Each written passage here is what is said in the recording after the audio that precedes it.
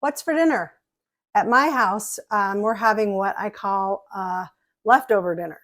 It's not leftovers. My family is the worst about eating leftovers. I might as well just put them in the garbage. But every time, hopeful that they're going to eat them, put them in the fridge, and when they get molded, I take them out and throw them away. So I've made up a few leftover dinners that I make out of leftovers, totally different meal, and it gets the trick. It does the trick, so that gets it done.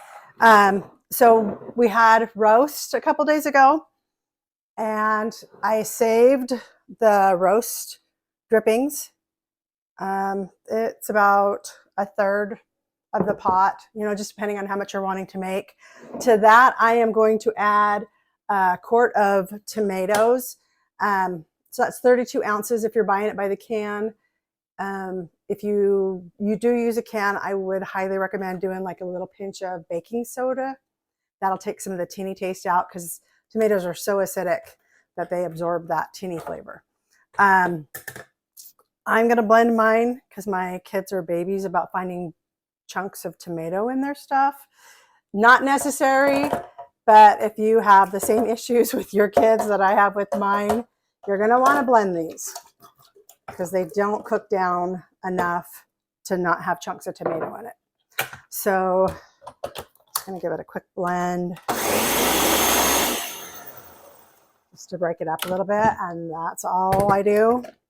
I'm going to dump the whole thing in with the roast beef drippings. I have pre-cut up some carrots. I'm going to drop those in. Potatoes, this time I used red because I don't have to peel them. Those are going to go right down in. Whatever leftover roast you have, you're just going to drop that into the pot. The only seasoning I use in this is seasoned salt. And unfortunately, I've never measured it.